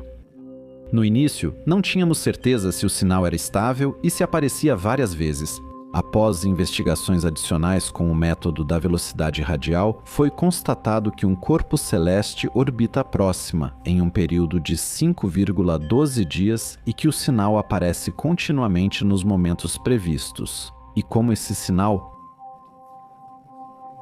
pode ser bem comparado, os astrônomos concluíram que havia outro corpo celeste, que provavelmente é muito menos massivo do que Centauri B e C. O Centauri D deve ser um mundo de massa muito baixa, com menos de 0,3 massas terrestres. O planeta aparentemente está extremamente próximo da estrela, a apenas 4,3 milhões de quilômetros de distância de próxima. Com isso, ele não está na zona habitável, mas sim em uma região de ventos estelares muito fortes, o que provavelmente faz com que ele não tenha nenhuma atmosfera. Apesar de sua baixa massa, ele tem cerca de 0,8 vezes o raio da Terra. É provável que seja um planeta rochoso muito pouco denso e com estrutura solta. Devido à sua baixa massa, ele não conseguiria reter uma atmosfera. Se algum dia houve uma, ela provavelmente foi varrida pelos ventos estelares intensos de próxima. O planeta provavelmente se assemelha mais a Mercúrio, embora seja um pouco mais massivo e maior do que ele. No entanto, Centauri D, ao que tudo indica, é um mundo absolutamente sem vida, onde nada acontece, exceto níveis muito altos de radiação que, devido à extrema proximidade com suas estrelas, torram a superfície. Esses dois planetas são corpos celestes muito interessantes e nos contam muito sobre a história do sistema. Eles representam extremos na formação de planetas. Ou um planeta entra em completa escalada ou se afasta para a zona de gelo do seu sistema por migração gravitacional. Ou existem corpos celestes que estão tão próximos da estrela que correspondem à definição de um inferno. Depois, há os planetas que ficam em algum lugar no meio. E, da nossa perspectiva, os mais interessantes são planetas semelhantes à Terra, como Centauri B. Vamos dar uma olhada bem detalhada nele agora.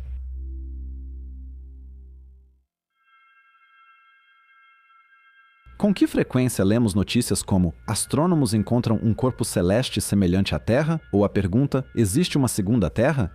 Ou até mesmo aquela manchete sensacionalista, que nem é tão rara assim, pesquisadores encontram a Terra 2.0. Todas essas notícias têm um componente em comum. Aparentemente, estamos sempre em busca de uma segunda Terra de vida extraterrestre, uma pergunta ancestral que nos acompanha há milênios.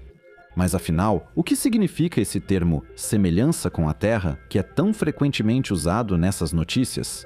Primeiramente, não existe uma definição oficial para esse termo. Além desse termo, também são frequentemente usados os termos análogo à Terra ou terrestre, mas precisamos ter cuidado com isso. A Terra, como planeta, possui muitas características às quais podemos associar esses termos. Seja o corpo rochoso do nosso planeta, a temperatura adequada, uma atmosfera, a água ou o deslocamento dos continentes, provavelmente poderíamos preencher um livro inteiro apenas com as características do nosso planeta. Mas será que a simples presença dessas características significa automaticamente que também existe vida? A questão sobre a origem da vida ainda é feita por biólogos até hoje, mas com outras palavras. Nenhuma dessas características significa concretamente que um planeta seja habitável, ou seja, que possa ser habitado. Podemos comprovar essa afirmação com um corpo celeste do nosso próprio sistema solar. A lua de Saturno, Titã, possui água líquida sob uma espessa camada de gelo, uma atmosfera acima dela e metano líquido em sua superfície. E embora essa lua atenda a quase todos os critérios de um corpo celeste semelhante à Terra, e até seja chamada assim, trata-se de um mundo que não poderia ser mais frio e hostil à vida. E também poderíamos usar a designação terrestre para Titã porque ele possui um corpo rochoso, e de fato, os astrônomos suspeitam que há água líquida em Centauri B. A designação semelhante à Terra ou gêmeo da Terra é, portanto, mais ou menos justificada, embora não queiramos usar o termo gêmeo da Terra e prefiramos ficar com semelhante à Terra. No caso de Centauri B, podemos entender parcialmente essa notícia. Ele está no centro da zona habitável de sua estrela. Ele orbita próxima a uma distância média de cerca de 7,3 milhões e assim está quase o dobro da distância de seu pequeno irmãozinho Centauri D em relação à sua estrela. De acordo com pesquisas astronômicas recentes, ele possui uma massa de 1,17 massas terrestres e um raio de 1,1 vezes o da Terra. Colocado ao lado da Terra, Centauri B seria apenas um pouco maior. Os astrônomos estimam que a probabilidade de o corpo celeste possuir essas características é superior a 90%. Portanto, podemos afirmar com segurança que as informações aqui estão corretas. Ele recebe cerca de 65% da luz solar que a Terra recebe e, por isso, deve ser um pouco mais escuro. Mas os pesquisadores não sabem exatamente como deve ser o clima nesse planeta. Muitos fatores, como nuvens, neblina, gases na atmosfera e outras coisas, influenciam o clima e a temperatura em um planeta. Por isso, não temos valores confiáveis sobre os quais possamos nos basear. Mas os astrônomos não se deixam limitar por essa restrição e criaram modelos da atmosfera de Centauri B. Em um dos cenários, o hidrogênio do planeta pode ter se dissipado muito cedo devido à intensa atividade de sua estrela. Assim, alguns centenas de milhões de anos após a formação de Centauri B, só teriam restado oxigênio e dióxido de carbono. No entanto, assim como em Próxima C, de acordo com as teorias dos pesquisadores, seria possível que B tivesse se formado em outro local do seu sistema estelar e pudesse ter escapado dos eventos cataclísmicos próximos à sua estrela nos primeiros bilhões de anos. Nesse caso, assim como a Terra, ele não teria perdido sua atmosfera. O hidrogênio em sua atmosfera poderia ter reagido com o oxigênio ao longo do tempo e formado água, assim, Centauri B poderia ter mantido sua água ao longo de sua história inicial. Mas nascer longe de sua estrela não é o único motivo para conseguir manter uma atmosfera ou água líquida. Também é importante a formação de um campo magnético, ou seja, um escudo eletromagnético que protege contra partículas carregadas vindas do espaço. Em especial, ele desvia os ventos estelares brutais de Próxima ao redor do planeta e deveria proporcionar auroras espetaculares, que, segundo astrônomos, poderiam até ser observadas da Terra. Além da empolgante questão sobre a atmosfera, existe um caminho ainda mais emocionante.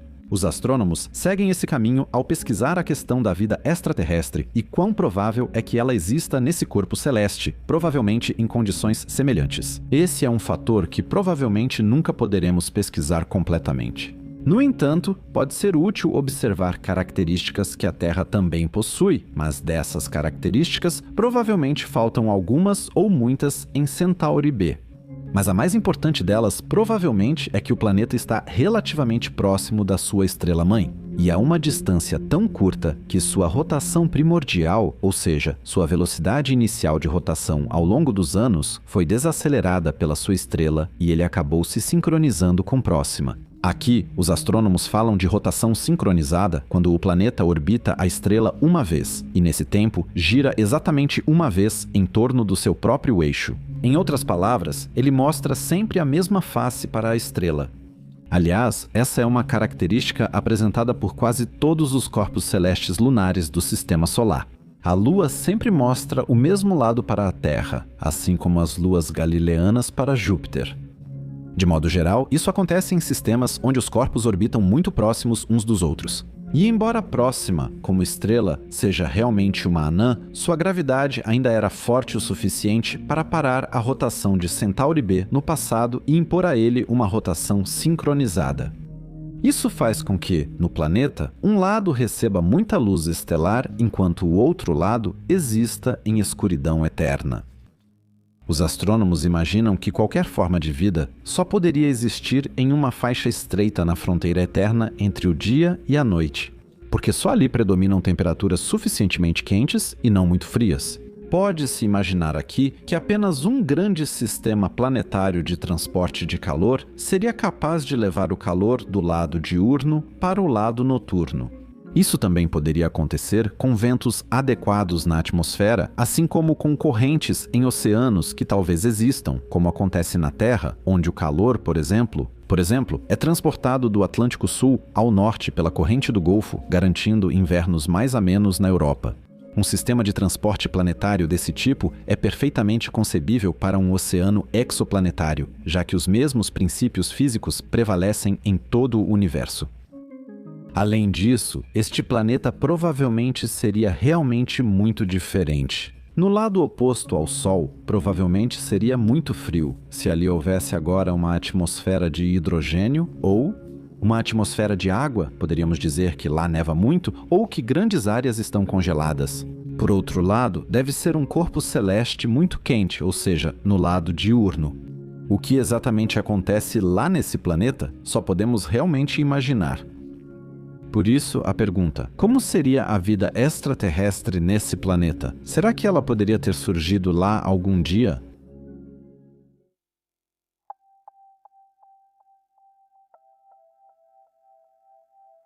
Quando investigamos a questão dos alienígenas, encontramos alguns obstáculos. A estrela Próxima possui algumas características indesejáveis que tornam o surgimento da vida muito improvável.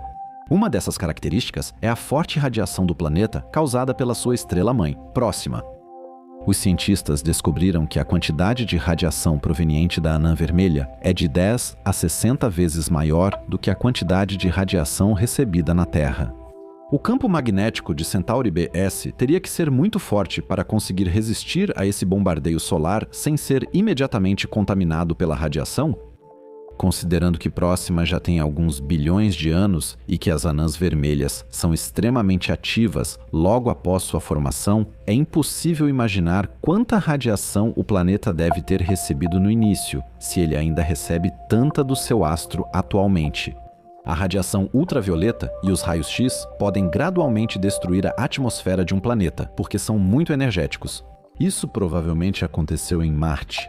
Elas separam a água do planeta, aquecem o hidrogênio resultante, até que, devido à sua maior energia de movimento e à sua natureza mais leve, ele escape da gravidade do planeta. E uma vez que o hidrogênio está aquecido, ele pode levar consigo nitrogênio ou oxigênio, que são importantes para o surgimento da vida e, dessa forma, retirar da atmosfera a maior parte desses gases essenciais. Mas será que a radiação intensa é apenas um lado de uma moeda multifacetada? Estima-se que Centauri B tenha que suportar ventos estelares de 4 a 80 vezes mais intensos do que a Terra recebe do Sol. Mesmo que o planeta tivesse agora um escudo magnético, nem mesmo uma magnetosfera com a força do campo magnético da Terra seria capaz de suportar o intenso bombardeio de radiação. A atmosfera seria aquecida, elevada para camadas superiores e soprada para longe pelo vento estelar. E devido à maior atividade associada aos ventos estelares e à radiação UV e ultravioleta no início de sua existência, as anãs vermelhas também fazem com que a zona habitável fique mais afastada no começo e encolha ao longo de sua vida.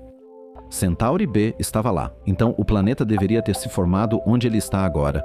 Nos primeiros 100 milhões ou bilhões de anos, ele foi exposto a uma tempestade de partículas sem igual, que provavelmente fez com que o planeta não tivesse atmosfera alguma. Dá para imaginar então o inferno de temperaturas que um planeta desses deve ser ou deve ter sido. Centauri B deve ser inevitavelmente um planeta de extremos. pois mesmo com uma atmosfera, o planeta provavelmente teria tanto extremos de calor quanto de frio, se pensarmos em sua rotação sincronizada. Por isso preciso dizer a vocês, quando li isso, perdi inicialmente a esperança na existência de vida extraterrestre em corpos celestes. Anãs vermelhas em geral, como poderia surgir vida em um planeta que passou por paredes estelares infernais e radiação cataclísmica?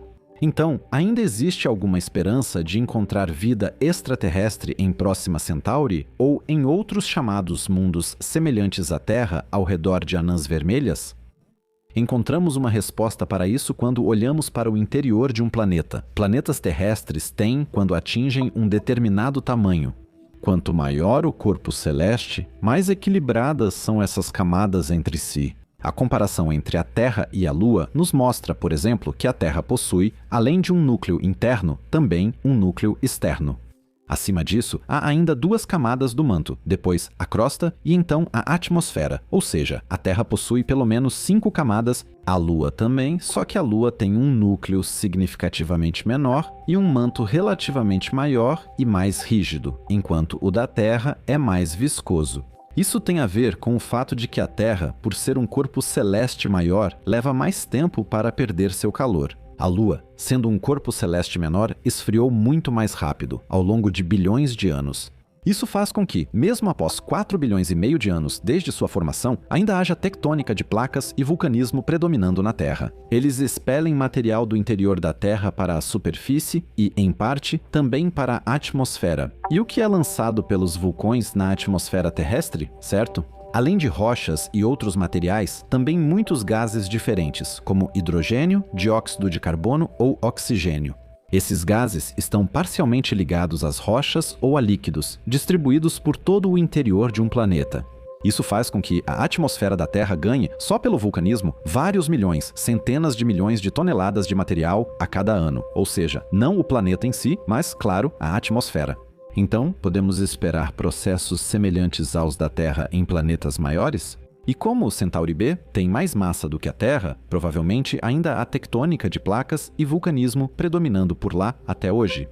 Para nós, isso significa que, mesmo que o planeta tenha perdido sua atmosfera em sua juventude devido à alta atividade de sua estrela, ele pode ter adquirido uma segunda atmosfera nos últimos bilhões de anos. Esse processo é chamado, aliás, de desgaseificação. Gases do interior de um corpo celeste chegam à superfície e à sua atmosfera. Centauri B poderia, portanto, ainda possuir uma atmosfera. Com muito vulcanismo, sua segunda camada de ar poderia até ser semelhante à nossa. Acima de tudo, essa atmosfera seria muito mais estável, pois estaria exposta a condições menos adversas do que as primordiais. Tudo isso, é claro, são apenas especulações. Os astrônomos ainda não possuem dados mais precisos. Além da perda da atmosfera, Centauri B também seria afetado pela perda de seus oceanos em um processo como esse. A preciosa água também não resistiria ao ataque das partículas solares. É quase certo que o planeta perdeu não só sua atmosfera, mas também seu oceano original. Mas então surge a pergunta: como a água poderia voltar ao planeta? Pesquisadores se dedicaram profundamente a essa questão. Afinal, a água é a base de toda a vida conhecida. Sem a água como solvente para reações químico-biológicas, a vida não teria chance de se desenvolver, ou seja, a vida como conhecemos. Até agora, não conhecemos nenhum outro líquido capaz de gerar algo como a vida, por isso devemos supor que qualquer forma de vida em Centauri B também dependa de H2O. Cientistas identificaram, em teoria, alguns mecanismos que poderiam trazer a água de volta ao planeta. Entre outras coisas, esses mecanismos dependem do local de formação de Centauri B. Se ele tivesse se formado mais distante e depois migrado para mais perto de Próxima, teria recebido uma quantidade gigantesca de água primordial, que se encontra mais afastada. Em sistemas estelares, elementos leves como água concentram-se mais distantes. Porém, se o planeta se formasse onde está, semelhante à Terra, pode ser que uma série de cometas tenha colidido com o planeta e trazido água para ele. Os pesquisadores suspeitam que haja uma relação com o que aconteceu na Terra. Algum tempo após sua formação, parece ter havido um bombardeio cataclísmico com asteroides e cometas. que sobraram da fase de formação do Sistema Solar e migraram para o interior do Sistema Solar. Esses provavelmente trouxeram quantidades gigantescas de água para o planeta. Um processo semelhante também é imaginável para Centauri B. Já se sabe bastante sobre a formação de planetas, e é muito provável que existam muitos paralelos entre a Terra e Centauri B. Mas o que acontece se o planeta perder toda a sua água? Nesse caso, não adiantaria muito para o planeta ter acumulado muita água originalmente. Por isso, os cientistas acreditam que a água escondida sob a superfície poderia, aos poucos, preencher os oceanos, rios e depressões vazias do planeta. Isso pode ter ocorrido pelo vulcanismo ou pressão interna do planeta. Da mesma forma, muita água também pode ter ficado presa na superfície e sido liberada das rochas por processos físicos ainda desconhecidos. Tudo isso, é claro, depende muito da quantidade inicial de água, se havia muita. Mesmo com a perda completa da atmosfera, ainda deve restar um pequeno resquício disso. No entanto, se o planeta seguiu um caminho semelhante ao de Vênus e sua segunda camada gasosa se tornou densa e impenetrável à luz solar, poderíamos abandonar a esperança de vida semelhante à da Terra. O segundo planeta do Sistema Solar é um lugar extremamente seco e hostil à vida, onde uma comparação com o inferno certamente não seria exagerada. Pequena observação. Com isso, quis dizer que Centauri B tem uma camada gasosa densa como a de Vênus, não que Vênus tenha recebido uma segunda atmosfera.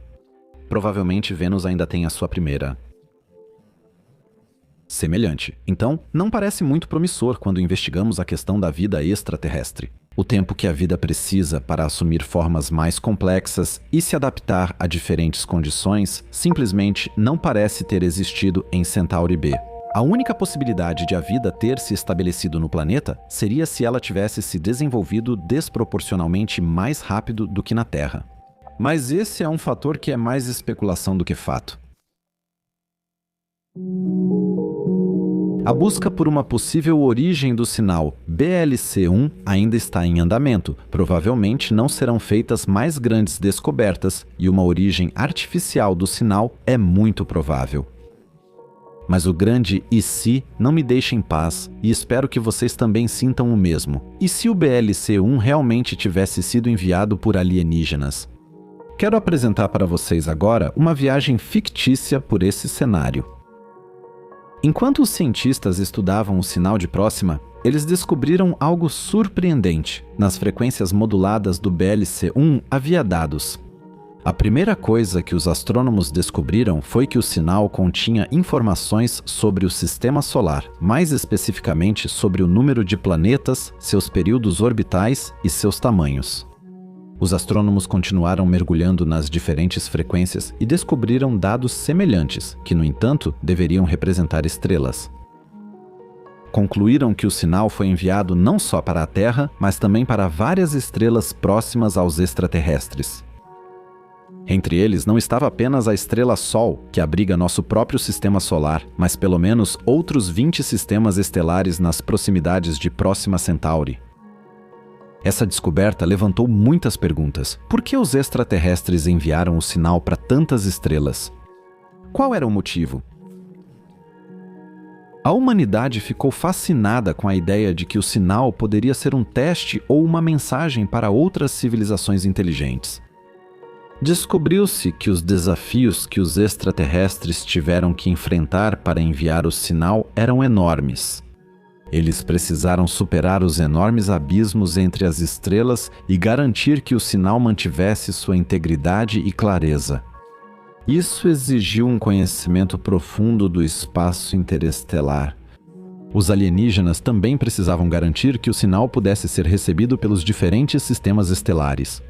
Aparentemente, eles desenvolveram técnicas complexas de modulação para levar em conta as diferentes características das estrelas e adaptar a transmissão às condições específicas de cada sistema. Enquanto a humanidade continuava extraindo informações do sinal, percebeu que agora tinha uma oportunidade única. Ela decidiu responder ao sinal e informar aos extraterrestres que sua mensagem havia sido recebida. Uma cooperação mundial permitiu preparar uma resposta e enviá-la para as diferentes estrelas de maneira semelhante à que os extraterrestres haviam feito. Os cientistas de cada país da Terra enfrentaram uma tarefa empolgante e difícil.